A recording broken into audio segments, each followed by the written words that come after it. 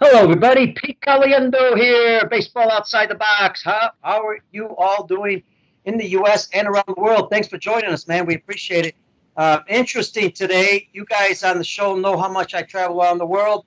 Well, the gentleman I'm going to introduce to you in a minute blows me away when traveling around the world. His frequent flyer miles is 10 times more than mine. He's been everywhere around the world. This is going to be a fun show. But before we start, don't forget, try to forward. We are just joining live on Facebook, and I'm going to see who's on Facebook. We're going to join live on Facebook. If you got some questions on Facebook, please ask, and then we're going to get started. Let me introduce to you Murray Cook. Murray, the president of Brightview Sports Turf Division. This is going to be an interesting talk because not many people talk about maintenance of a field, not just baseball field, but all kinds of fields, especially now when we get back into the swing of things, how coaches should be working on their fields. Prior to that, if they can get outside on their own and do something, a lot of interesting things. Murray Cook, MLB field and facility advisor, international venues all over the world, 20-year service with MLB. He's been in the Olympics. I've had the great fortunate opportunity to work with Murray on the World Baseball Classic, the Pan Am Games. They've done all the Little League series for Major League Baseball, the London series. But you talk about somebody who's done maintenance all over the world. So not only are we talking about you know, uh, doing the field maintenance. But when you're traveling the world, there's a lot of obstacles too, as far as shipping equipment and doing all kinds of stuff. So we'll talk about some fun things. And the last thing, and Murray's got tremendous amount of experience, but the last thing I want to tell you, I love this part, Disney management program he went through. I think I wish I could do it. It talks about organization, leadership, business management, an incredible program. I've had a good friend of mine go through it, and maybe if we get a chance, we'll ask Murray about that. So let's get started. If you're on Facebook Live, that's Murray Cook. I'm Pete Caliendo. How you doing, Murray? Hey, Pete, good to hear from you, man. How are you? I'm doing good, man. I'm doing good. Every show, we always tell people, just relax. It is serious, but do your part. If everybody does their part, it's like a good team, right? Everybody does their part. We're all going to be winners at the end. Absolutely. And that's what we try and teach in all of our clinics we do around the world when we do these field maintenance clinics, which we do. We've done quite a few. And, it's really we're trying to focus on the number one thing is making sure the fields are safe, right? For the players, they're good to look at from the fans' perspective, but at the end of the day, we don't want anybody getting hurt. So that's the main focus of pretty much what we try and do around the world at these ballparks. Absolutely. Hey, I know you've had a few of these espressos around the world just to keep you up at, since you guys, I've been with you. You guys work all day, all night. Then you got to get to the hotel, get a few hours sleep, get back on the field. So just for you, an espresso ready to go. I like it. I like it. Do a double for me, would you? That's right. I'll have somebody bring me one, hopefully. All right, listen, I think the first thing, because, you know, in baseball, there's so many different ways to get into baseball. One way is in field maintenance, not only at the high school, college, professional, there's all kinds of ways. So give an idea, how did you get started? And maybe just a little advice and people that are interested in getting a career in this, how do they start? Well, like everything, things have evolved over the years. Since when I started, it was the School of Hard Knocks. Kind of working at the ballpark. I grew up behind a ballpark in Salem, Virginia, and I was shagging balls behind a fence. And next thing you know, they brought me inside to teach me how to work on the field. Back in the 80s and 90s, there weren't programs, school programs, college programs where you could learn how to be a groundskeeper for a ballpark. There was golf course maintenance programs that you could learn, turf management and those type of things. So, but not much on the baseball side. Probably in the last 10 to 15, probably 20 years, there's been a great growth in developing more literature and materials on how to maintain your sports fields, whether it be, baseball, soccer, football, any sport. And one of the organizations there is a nonprofit, the stma.org.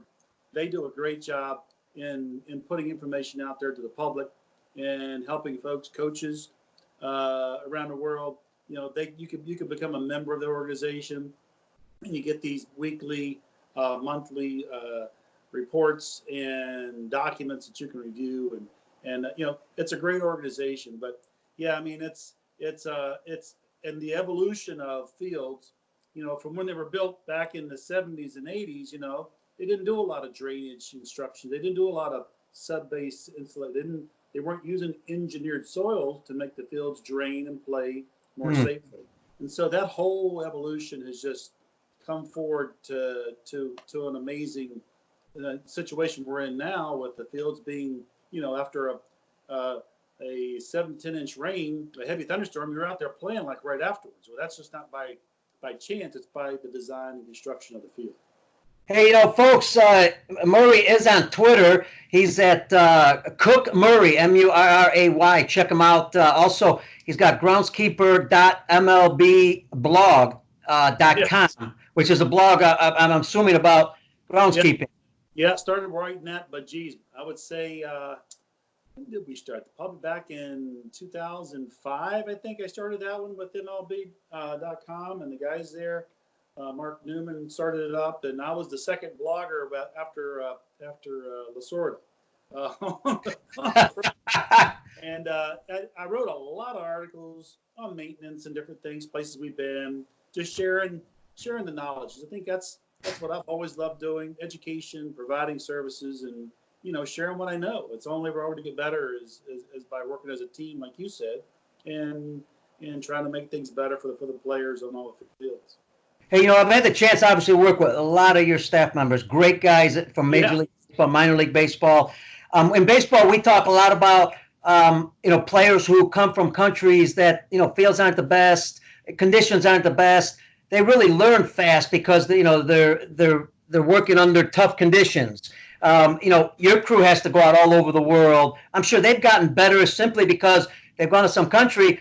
Maybe they couldn't get the shipment of whatever you needed, and they had to compromise and do something else. That it had to be unbelievable experiences.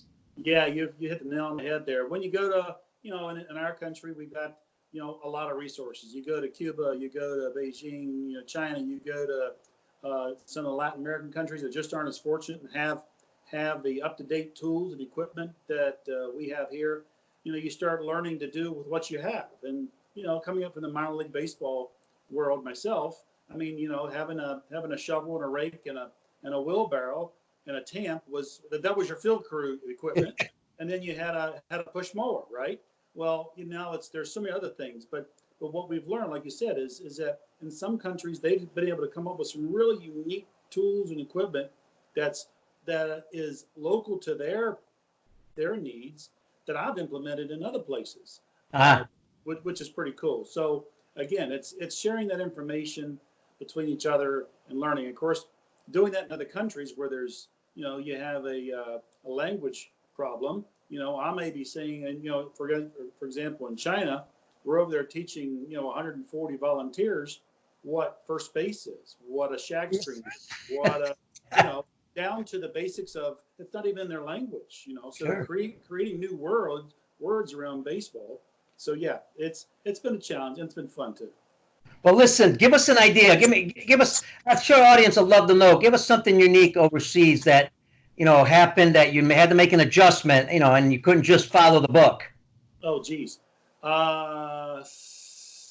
When we played the Orioles game in Cuba back in '99, and the Orioles went down and played the national team, and we had to fly in equipment. We had to actually fly in padding from Canada down there to protect the field. But it was in the middle of the Industrial season, and they were playing at their Estadio Latinoamericano Stadium, sure. and we're trying to get the field ready for this exhibition game. Well, the Industrial clinched the game that night, like the 2 days before we're supposed to come out and play. Well, the entire crowd in the stands, 50,000 people, charged the field. Knocked the fences over. They did. And we're watching this unfold. We just spent all this time working with what we had, so what's great about working in Cuba, I know you've been there multiple times, Pete, is that those people have the heart of gold and the ability to do so much with so little. It was like, it's not a problem. We'll take care of it. And everyone got together and we're bending fences back up, and had everybody in the ballpark there helping get it back to where it was so we could play the game. That's cool. That's great working with other people in other countries. I want to mention before we get into some of the details of what coaches should get ready for, on the field as the season might open up. We don't know when it's going to open, but they got to be prepared. You hold some turf classes around the world. I know you do some things with the WBSC, obviously. Yep. You do in turf classes in the U.S. I mean, somebody gets involved in how to get started. Sure. Like I said, there's a couple different ways. Obviously, there's a lot of community programs, high school programs. There's a lot of in community colleges. They offer turf grass experience and turf grass classes. The online programs, like I said, the STMA Sport Turf Managers Association is again a nonprofit group that you can dive into. Go on their website. They have a lot of documents and things about maintenance. You know, MLB's done some things. We put together an athletic field maintenance guide probably 10, 15 years ago. And then maybe 8 years ago, they translated to Spanish. And also the SDMA has taken documents and translated them into Spanish as well, and looking at other languages to provide this extra, general guidance on things you should do.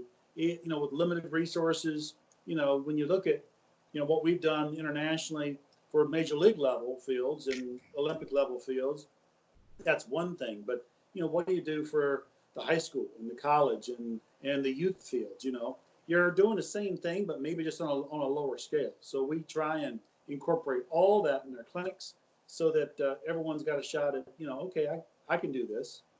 And it works out pretty good. And that's a great point, because the majority of people out there in baseball organizations are going to be in that position. They're not going to be at the MLB level, college, and even high schools have some pretty good maintenance programs. So let's talk about when you don't have a lot of equipment, some of the components, and making sure, one, the field is prepared, two, it's maintained, because you said it perfectly. Number one goal is safety. Sure. And that's what you strive for. So what makes a safe field, right? So the evaluation of that is really determining, in regards to how the field has been constructed. So you want to be able to if you have bad lips around the field, if you have drainage issues on the field, that does two or three things. One, obviously, it creates a wet area and puddles gain there, and you can't play your game.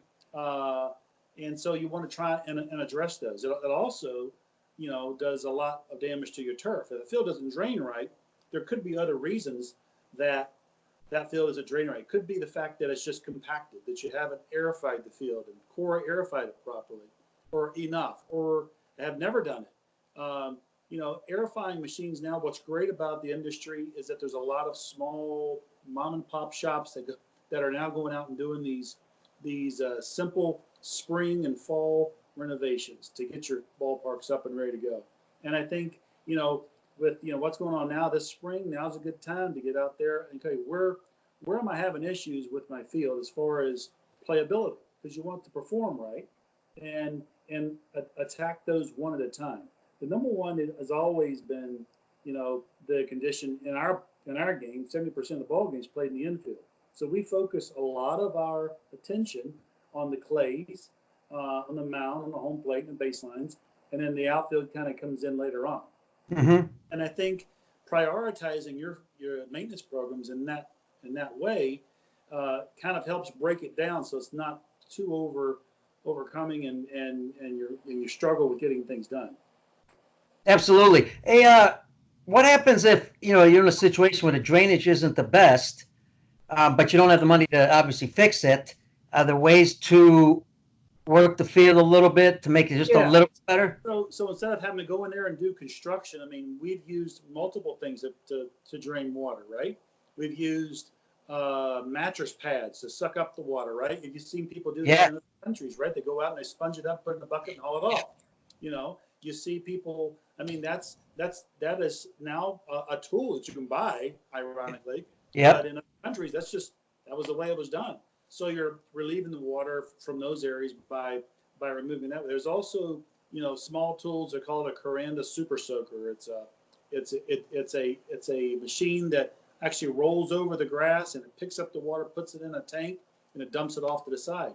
It's not that expensive, $400 or $500, and you can have one of those, and you can push that around the infield, pick up water off the grass, and dump the water off to the side. Again, the whole thing really boils down to in our business, is rain, dealing with the weather, Mm-hmm.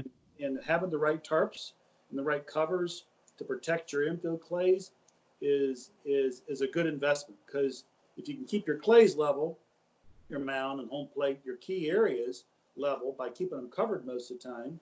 Uh, Basically, I'll tell everybody, your mound and home plate when you're not playing should always be covered with a tarp. Doesn't matter when, but keeping it covered with a tarp, it helps reduce the erosion from rain when you're not playing on it. It helps keep your clays moist and stable, and they're not washing out.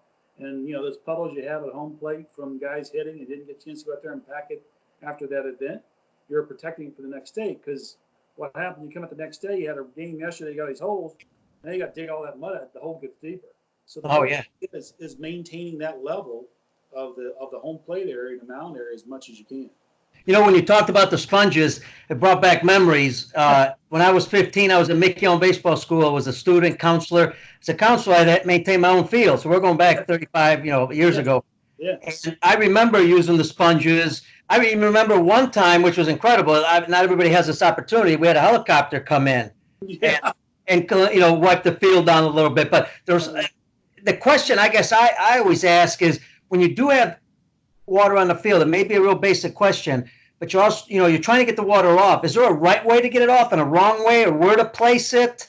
Well, obviously, it depends on your infield clay mixtures, and I think that's something that we all struggle with, because some Mhm. clays are more sandier. You go down to Florida and south areas, they're a higher content of sand than they are clay, which they should be. A typical infield clay average is 60% sand, 30% clay, and 10% silt. That's and down in Florida, it's like 80% sand, 20% clay. So it allows the water to go through it a little bit quicker and drain off. So sometimes the worst thing you can do after a rain is go right up there and start working. Ah, You should let that field sit for 20, 30 minutes. Let's see how much water comes off of it, good and point. then go out and work it. I think that's one of the bigger mistakes I've seen, that the players want to get back out there and go at it. As soon as you go out there and start moving that water around and moving the clay mud, you're moving mud, and then you're making the hole worse. So letting it sit a little bit, you get to know your field pretty good, uh, and obviously there's amendments now you add to fields to help drain them. These different conditioners, the Diamond Pros, the Turfaces, the Dur Edges. There's a whole bunch of them out there now. That's to dry the field. That helps dry the field, and it also creates that barrier between the clay and the player's cleat, so it doesn't get sticky and track mud around on that you don't want to be picking up on your spikes, but yet maintains the moisture in that field too. If you're building a field, the drainage obviously critical. And the next layers, you said, what's the ideal layers of the field? Well, I mean, you look at those. I mean, we're looking at probably a 4 or 5 inch thick infill clay mixture, right? No more than that. Uh, the different variations. There are some great fields out there that are naturally good draining fields, just by the soils that the field was grown on. The sub-base soils drain well. I know the one we had here. I grew up in Salem. There's no sub-base drain. It's just great native soils that drain well. If you leave it alone for 35, 40 minutes, an hour, it's going to be okay to play. So, you look at different variations as you get into the higher levels. Then you get into sub-drainage layers of gravel, and then you got the 8 to 10 inches of root zone material. And right now, all the root zone material under all natural grass fields are pretty much predominantly sand, like 90% sand, and 10% organic matter, and then the sod goes on top of that. And that big question would be, again, for the average person like me, best time to water the field. Well, you look at your town, where you are in the country. Obviously, it varies to some extent, but you're trying to get your irrigation system to pop on in the morning, early in the morning, so that that it has time then to dry off during the next morning before you get out on the field. I mean, you don't want to be out there watering during the day, especially summertime. It's not a good idea. For one reason, you're wasting water, because it's just evaporating in the air, and it's not getting that deep watering. Because if you want a healthy field, again, healthy fields are safe fields. So by continuing to really manage your water practices early in the morning. That water window of 3 or 4 hours, by the time you get there at 5:30, 6 o'clock, 7 o'clock in the morning, it just finished up, and you can go right to work on your field. And during the day, if you need to spot treat water, you can. But you're looking at 15, 20 minutes of water with an irrigation system. Some systems, they don't have an automatic irrigation, so you have to go out there and set up, these walking sprinklers that you see a lot of these parks and other places have. Then those work fine. That you kind of got to be there with those and watch those run. So that puts it now you're having to come in early in the morning to run those irrigation systems. And before ball games, during the game, some maintenance that needs to be done. Like dragging. You hear all the time. You drag the field. It's got to be a right way to drag it. And on top of it, why? How much should it be done? I guess should it be done in the middle of the game? Yeah, so we look at you're again back to safety. You're trying to reduce those divots and maintain those holes from not getting deep. So technically, you should try and drag your field for sure, obviously before the game, and then we look at least twice during the game to smooth it, and then right after the game you're dragging again.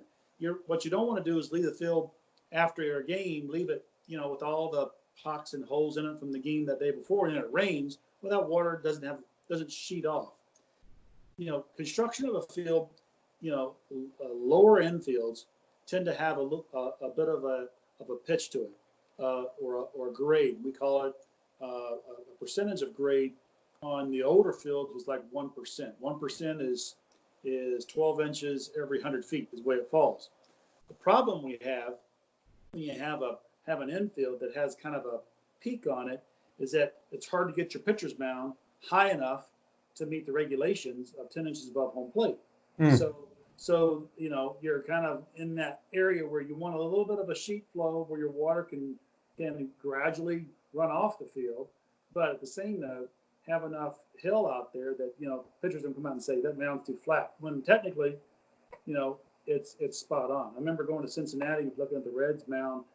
Pitcher's mound many years ago. There were pitchers complaining about it. You go out and check the height of it. It's exactly 10 inches above home plate. The problem was that they got this slight grade up to help when you put the big tarp on. It helps the water run off the tarp a little quicker, which helps the grounds crew, and it's easier to pull that big cover. And I know for everybody it's not easy, but man, you heard Murray. If you can save some money and invest in some tarps, not the big field tarp, obviously, but tarps for the pitcher's mound home plate, possibly first and then third and second. Yeah. That could help. I mean, a tremendous. It could save a lot of games. Saves a lot of games and saves a lot of maintenance for you in the future, and it also saves you money because you're protecting that investment of that clay. I mean, you see more high schools now investing in better clays for the mound and home plate areas than you ever have, and so to protect those, you got to get a good tarp. Doesn't make sense to spend that kind of money on these high end clays, and then just let it go because you're not covering it. Murray, well, you see a lot of times in ball games, guys sliding in, and a lot of the dirt goes towards first base or second, and you see guys that are kind of rake it back out to make it even. Is that correct? And if there's holes, like say there's some certain holes, what's the best way to kind of fill those areas in? Well, it's hard to do that, just before a game. That's usually right. When you're on the road for a few days, you come back in. But the key is that when you put down your layer of turfus and your soil conditioner on top of the field, you really don't want to mix that into your clay. So first you got to broom that off the area, get down to your actual clay infill material. Then you'll go in and wet that area down pretty good, and then you'll till it. Then you'll add more material and roll it, till it, scratch it, roll it, till it, scratch it, roll it, until you get back to the level of the base. Then after your final roll, then you can put your turfus back on top of it. If you don't clean that turfus off between those areas, you'll get this what we call plating, where when it dries out, big chunks of dirt come up on the infield when a guy takes a turn, and that's not good either. That's not very safe. You mentioned rollers. One experience I noticed how they're like a ton. I mean, they weigh a ton, those rollers. Yeah. Now let's take some of the things you just mentioned, just for our audience in different parts of the world. if I don't have a roller, what's some options? Or if I don't have something that you mentioned, what's some options to replace it? Yeah, Best well, can. and tire rolling that we use when we use like a golf cart, right? Because it has flat tires on it, and it's not that heavy. But you know what? I've used them in the past. That's all I've got. I'll put a couple guys on the cart, the big guys, right? And we'll get out there and and tire roll those areas, and it acts like a roller. In regards to helping compact those areas back, better than using nothing. Or you use a hand tamp and you hand tamp those areas. If it's small enough, you can use you can use a hand tamp, and you can rent something called a plate tamp that also works. And those are, we use those on mounds and home plates. And if you rent a tape plant for a day, it's probably a couple $300. You can plate tamp your mound, home plate, all your bullpens, everything, and then they come get it and take it away. I mean, and then in the industry, we're big about sharing equipment. So we look for, in the Dominican Republic, where they have a lot of training centers for the major league clubs, and they have, of course, we have the Winter League clubs there too. Just in the past 4 or 5 years, we've done clinics there, and really haven't. What's great is that these guys have never been together before, right? So we're able to get them together, and they started exchanging phone numbers, and now they're saying, hey, can I borrow your top dresser? Can I borrow, you've got a roller, hey, can I get this over for the day? And so it creates this community field maintenance program that, everyone doesn't buy that one piece, but if you got one and he gets the other one, they get the other one, and, you're better off. Love it, love it. Hey, as we work around, we're getting right to the mound, and the mound should have probably been first because that's where everything happens. 100% of the time, everything's going on there constantly. So let's talk about the mound. Especially because you're going to hear this everywhere. There's holes by the rubber. There's holes where you land. There's different holes. I can't fill them in. I'm not sure exactly how to fill it in. How soft, how hard, all that stuff. Yeah, the mound's always been a topic. It's something that we focus on all of our clinics and camps we do, and it is something we spend a little more time on because the pitchers are key to having good stability, and if you got a good pitcher's mound out there, your pitcher's going to throw better. So if you're a home team, you want to have a good pitcher's mound, and maintaining that is no different than anything else. I mean, you need to take it from ensure one you have decent clay materials in the pitcher's mound to work with.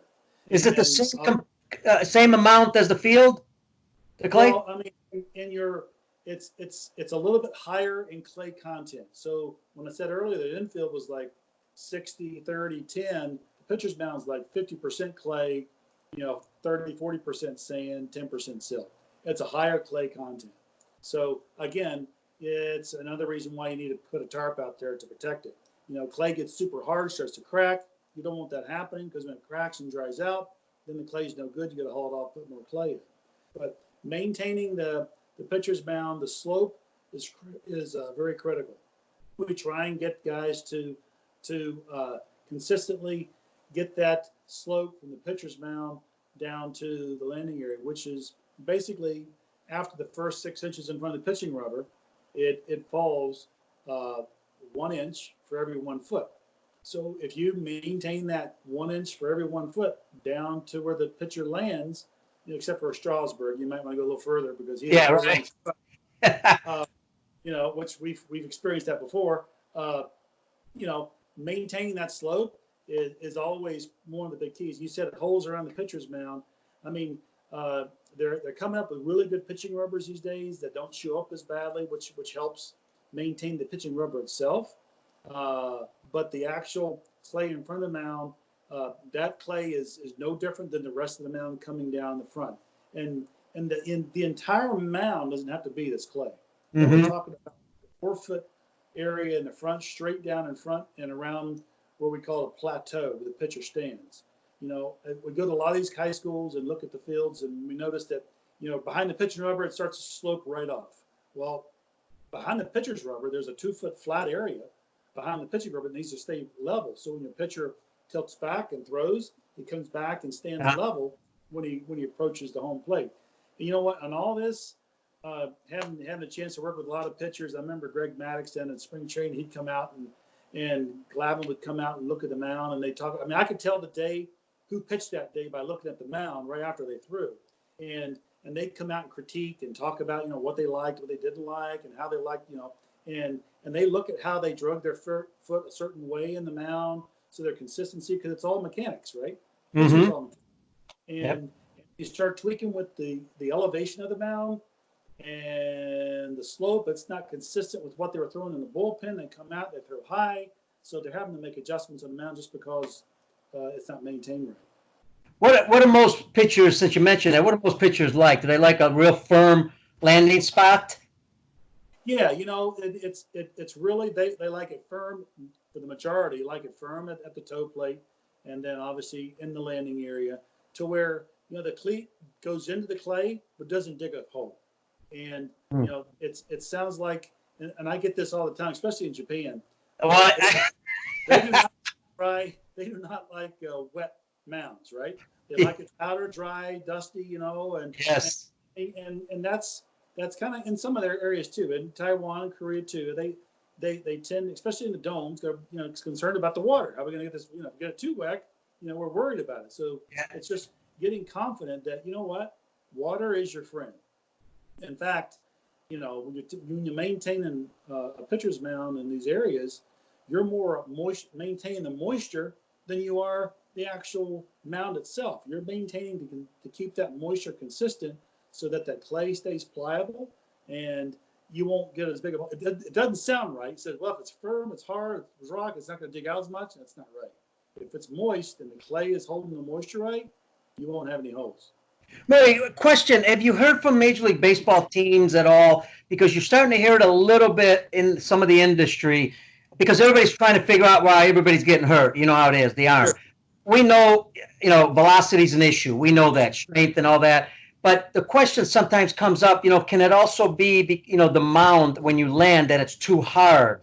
Have you heard that at all from anybody? Because it's not really. I think the clays itself, again, moist clay isn't hard.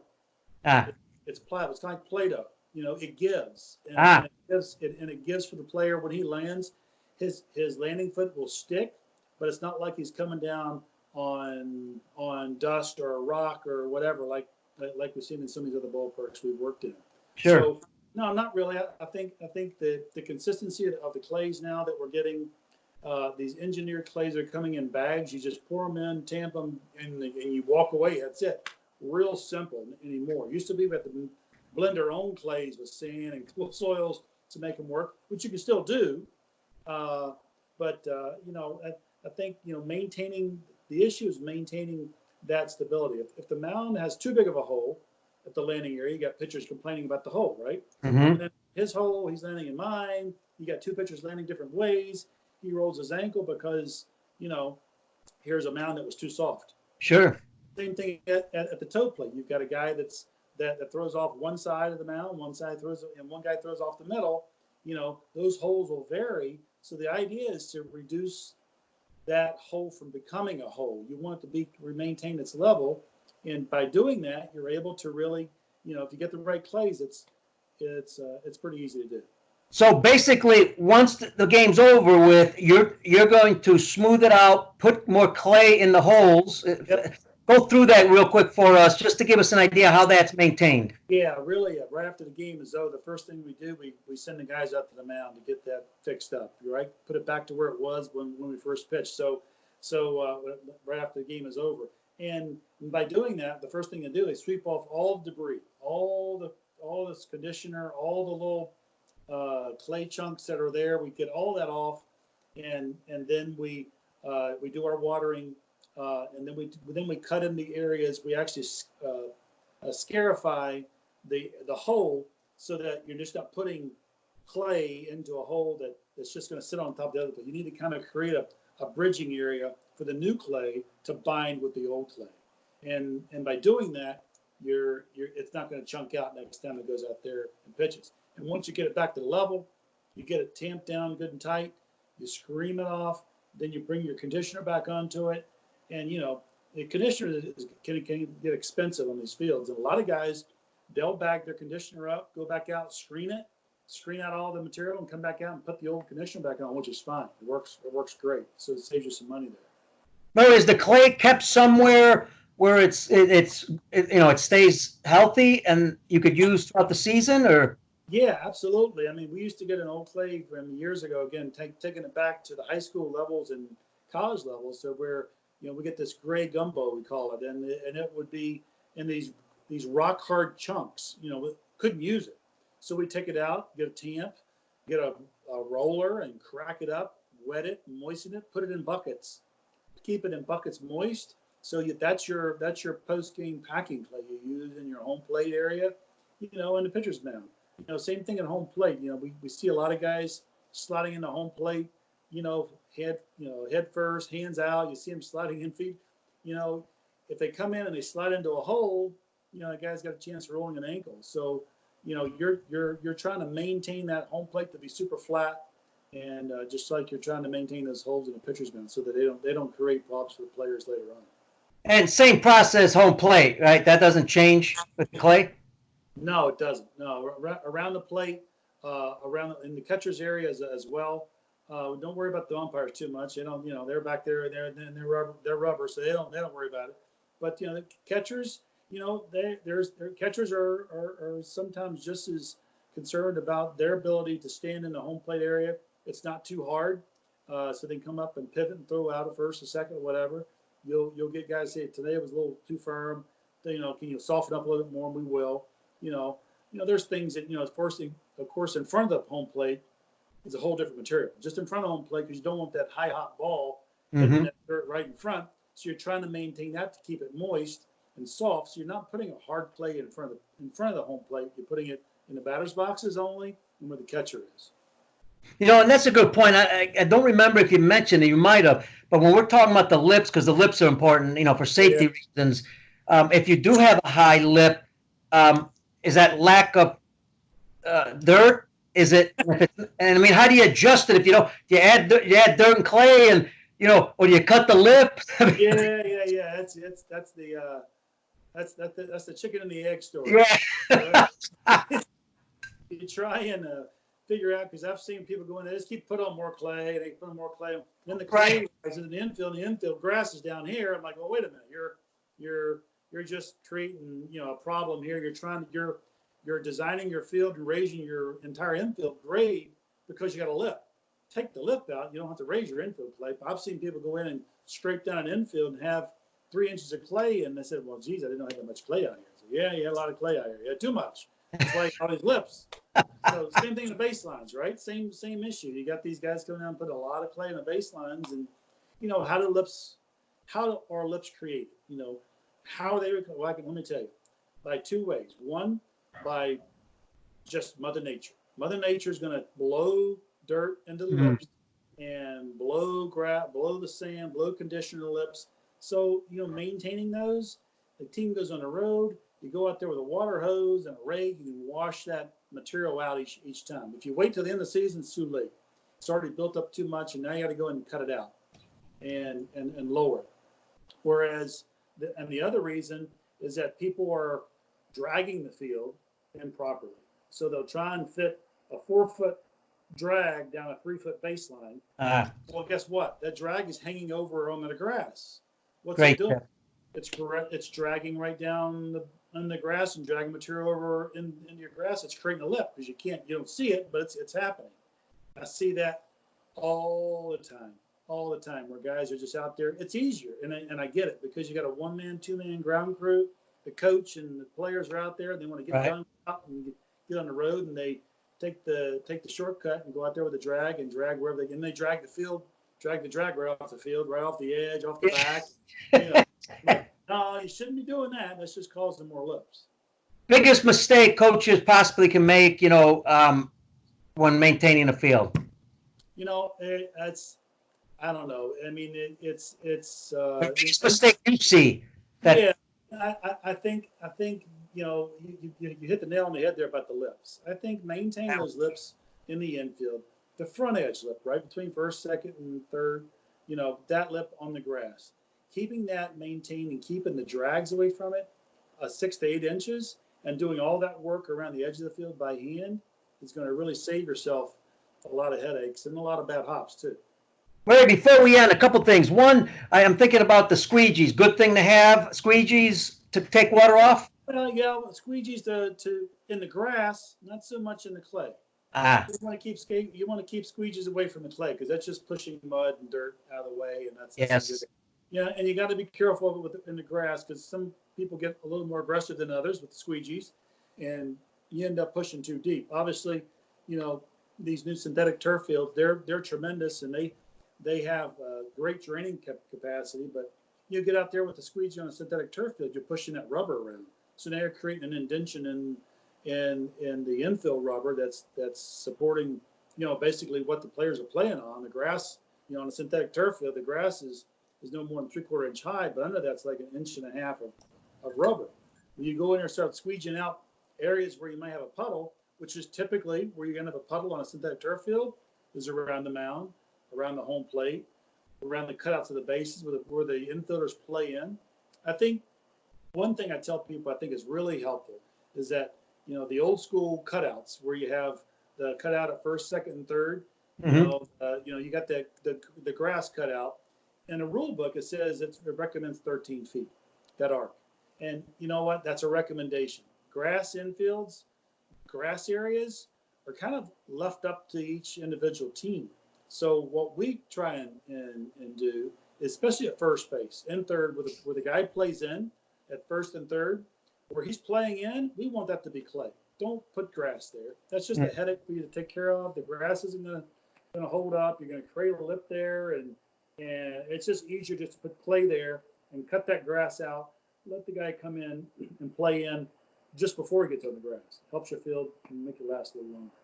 Great point. Hey, I did remember one more thing because I think this is important, and it's not going to be for everybody around the world, but take us behind the scenes because I've been there, and boy, it's not an easy one, making a decision with the whole tarp and rain coming. Sometimes you've got technology to look at, but how do you make that decision? Hey, we got to get the tarp on or this is going to happen. Yeah, that's part of that's having a good relationship with the umpire, right? Let them know where you are before the game. Let them know that you're able to go out and do some things. But that's the guy who takes care of the field is going to know more about the weather than anybody else. Yeah. He's going to know what's going to hit, and he's going to know what his field can take. And I just you got to trust in your guy there to say, look, if we got a storm coming, Murray, let me know. I mean, and if you think it's going to be a bad one, let me know just before it hits, and we'll go ahead and pull people off. Because again, lightning's a big issue now. Oh yeah. Thunderstorms and so on. You don't want anybody getting struck by lightning, and it gives the guys enough time to get the tarp out there and get it covered before it does rain. Because as soon as you get the tarp on, as soon as you get back to play, you try and play in the rain, and your field isn't designed to sustain a lot of rain to play in. Then you're going to have to get a cancellation. And we all going to fall under this. Let's end it with this. It's been a great show. 120 countries plus playing baseball around the world. Yeah. Unfortunately, coronavirus is in 150 some countries right now. We're at a certain point, we don't know when, we're going to get back on that field. So any last minute advice for coaches especially, because that's who's maintaining the fields a lot of times in most of these countries and in the U.S. Some last minute advice, what to kind of do now as you prepare to get back on the field to go right away. Well, a lot of ballparks are in the northern hemisphere, and when you talk about turf grass and situations where you got grasses in the south, where Bermuda grasses, a lot of people overseed it with ryegrass, right? Well, guess what? The field looks the worst in May because the ryegrass is checking out and the Bermuda's coming up. So you know what?